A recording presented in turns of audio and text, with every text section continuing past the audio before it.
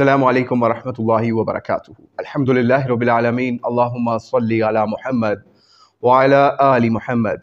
आज की इस नशिस्त में हम एक ऐसा मामला आपके सामने पेश करने जा रहे हैं। दरअसल ग़ुलाम मुस्तफ़ा ज़हीर अमनपुरी साहब ने एक रिसाला निकाला इस वक्त यानी ईद उल फ़ितर के मौके के ऊपर, और उसमें ईदैन के मसाइल उन्होंने मुरतब किए। तो उसके अंदर इन्होंने एक ऐसा ज़ालिमाना फ़तवा सादिर फरमाया और कहा कि आप वो उस फ़तवे का कुछ स्क्रीनशॉट भी आपको पेश कर देते हैं। 35 या 36 नंबर पेज के ऊपर ये फ़तवा आपको इनका मिल सकता है। इनसे पूछा गया, सवाल किया गया मुआनका और मुसाफ़हा ईद के ऊपर करने के ऊपर, यानी ईद की नमाज के बाद जो अक्सर मुसलमान आपने देखा होगा कि गले मिलते हैं और एक दूसरे को सलाम करते हैं और मुसाफ़हा करते हैं, हाथ मिलाते हैं।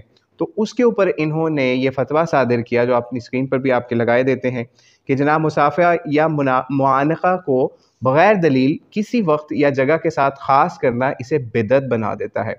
तो ये तो जनाब का इरशाद था या फ़तवा था कि इन्होंने किसी भी नमाज के बाद और इंक्लूडिंग ईदैन के बाद भी एक दूसरे से गले मिलने को और एक दूसरे से हाथ मिलाने को, सलाम करने को इन्होंने बिदअत करार दे दिया। इन्ना लिल्लाहि व इन्ना इलैहि राजिऊन। हम कई मसाजिद अहले हदीस के अंदर नमाज़ें पढ़ चुके हैं, नमाज के बाद भी, आम नमाज़ों के बाद भी, और उसके अलावा आम नमाज़ों के अलावा ईद की नमाज के बाद भी उनके उलमा की अक्सरियत आज गले भी मिलती है, हाथ भी मिलाती है, मुसाफ़हा भी करती है। लेकिन आज इनको ये ख्वाब आई कहीं से कि जनाब ये फ़तवा सादिर करें कि मुसलमान एक दूसरे से पहले दूर हैं और इनको दूर करें, इन्हें जफ़ियाँ डालने से भी दूर कर दें, इन्हें हाथ मिलाने से भी दूर कर दें। तो अल्लाह से दुआ है कि अहले हदीस दीगर उलमा इस जाहिलाना फ़तवे का नोटिस लें और इनको समझाने की कोशिश करें कि उम्मत के अंदर एक ऐसा अच्छा तरीका राइज है जो कि ना तो खिलाफ़ सही हदीस है, ना कुरान के ख़िलाफ़ है, बल्कि मुसलमानों की इक़दार के ऐन मुताबिक है, उनको जोड़ने के लिए है। उसके ऊपर आप ऐसा जाहिलाना फ़तवा दे रहे हैं। फिर इसके साथ ही आगे इसी फ़तवे के अंदर जनाब से जब पूछा गया कि ईदैन के 2 खुतबों के बारे में, कि ईद की नमाज से पहले जो 2 खुतबे पढ़े जाते हैं, नॉर्मली इस वक्त भी 2 खुतबे पढ़े जाते हैं, तो वो क्या है, वो क्या सुन्नत से सबूत मिलता है? तो जनाब ने यहाँ पर क़ियास किया, यानी आप ख़ुद देख सकते हैं, वो भी आपकी स्क्रीन पर लगा देते हैं। तो कहते हैं ईदैन में दूसरे खुतबे के बारे में सराहत के साथ नबी सल्लल्लाहु अलैहि वसल्लम और सहाबा से कुछ साबित नहीं, अलबत्ता खुतबा जुम्मा की तरह ईदैन में 2 खुतबे दिए जा सकते हैं। क़ियास करके 2 खुतबे जायज़ हैं, यानी आप ईद के खुतबे में जुम्मे का क़ियास कर सकते हैं, लेकिन आप ईद की नमाज के बाद जफ्फी डालने के ऊपर, मुसाफ़हा करने के ऊपर जो रवायात हैं उसके लिए यहाँ पर क़ियास नहीं कर सकते, बल्कि इसको बिदअत करार दे के आप अपना काम चला रहे हैं। बहरहाल ये तो इनकी कुछ हमने चीज़ बतानी थी। इसी तरह तक़ब्बलल्लाहु मिन्ना व मिनकुम जो है, ये भी बात इन्होंने अपने इसमें कही कि ये अमल भी ठीक है, दुरुस्त है। हालांकि इनके पास कोई नबी अलैहिस्सलाम का अमल नहीं कि ये तक़ब्बलल्लाह कहना इस तरह मुसलमान भाई को ये नबी अलैहिस्सलाम से या कुरान और हदीस से साबित हो।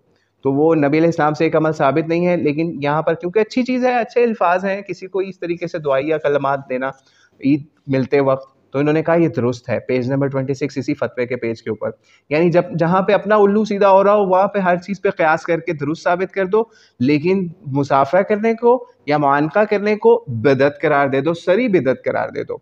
लेकिन ये एक, अब हम क्या इन उलमा को कहें? तो इसके ऊपर हमने एक और मज़ीद जवाबिया बयानिए के लिए एक और आलिम दीन रसाइल व मसाइल हिस्सा पंजुम से मौलाना मौदूदी रहमहुल्लाह की राय भी आपको बताना चाहते हैं। तो आइए इससे पढ़ते हैं कि मौलाना मौदूदी की इस मामले पर क्या राय थी, क्योंकि ये मसला नया नहीं है, कुछ लोग पहले भी इस तरह के बिदअत के फ़तवे लगाते रहे हैं या कोशिशें करते रहे हैं। तो ये सवाल मौलाना मौदूदी से पूछा गया। सवाल है, बाज़ हज़रात नमाज ईद के बाद जब अपने दोस्तों रिश्तेदारों के यहाँ मिलने जाते हैं तो या तो मुसाफ़हा करते हैं या बगलगीर होते हैं। तो मालूम ये करना था कि ईद के रोज़ बगलगीर होना दुरुस्त है क्या, हदीस में या किसी सहाबी के फ़ेल से इसका जवाज़ साबित है? तो ये सवाल था। आगे मौलाना मौदूदी का जवाब सुनिए। आप फरमाते हैं, जहाँ तक मुसाफ़हा का ताल्लुक़ है, महज खुशी के मौके पर ही नहीं बल्कि हमेशा हर मुलाकात के मौके पर वो ना सिर्फ जायज़ بلکہ مستحب اور مسنون ہے۔ ابو داؤد میں برا بن عازب کی روایت ہے کہ رسول اللہ صلی اللہ علیہ وسلم نے فرمایا، جب دو مسلمان بھائی آپس میں مل کر مصافحہ کرتے ہیں اور اللہ کی حمد اور استغفار کرتے ہیں، اللہ ان کی مغفرت فرما دیتا ہے۔ پھر ترمذی میں بھی ارشاد مبارک کے الفاظ یہ ہیں کہ جب دو مسلمان آپس میں ملاقات کے وقت مصافحہ کرتے ہیں، اللہ ان کے جدا ہونے سے پہلے ان کی مغفرت فرما دیتے ہیں۔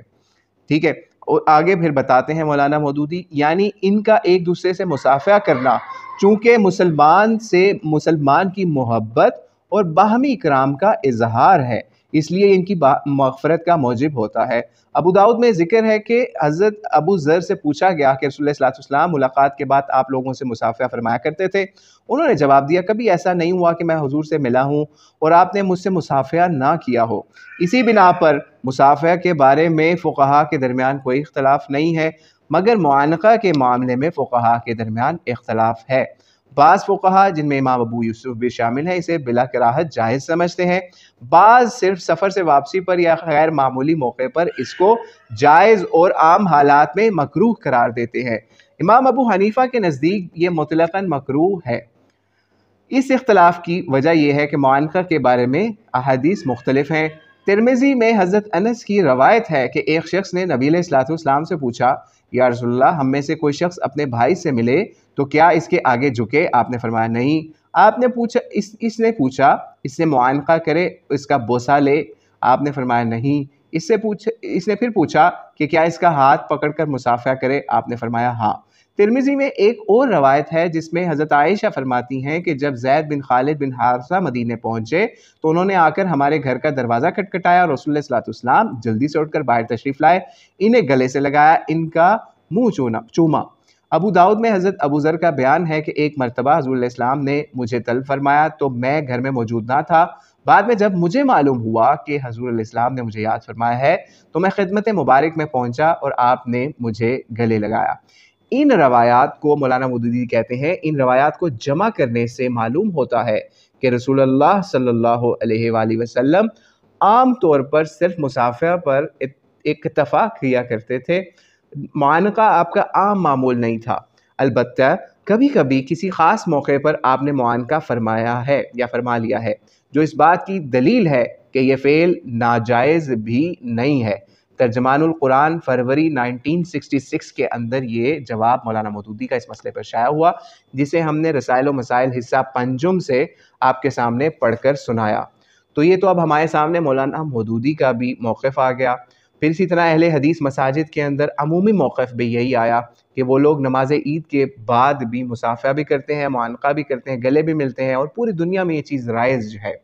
تو اب آپ خود سوچ لیجئے کہ آپ نے غلام مصطفیٰ ظہیر امن پوری صاحب، جنہوں نے ایک ڈویژن کرنے کے لیے مسلمانوں کے اندر مسلمانوں کو بدعتی قرار دینے کے لیے ایک فتویٰ نکالا جو کہ نہایت جہالت پر مبنی ہے، جبکہ مسلمانوں کا جمہور علماء اس وقت متفق ہیں اس مسئلے کے اوپر کہ کسی بھی نماز یا خاص طور پر عید کی نماز کے بعد مصافحہ کرنے میں یا گلے ملنے میں کوئی قباحت نہیں ہے، نہ کوئی اس میں شرعی ممانعت ہے۔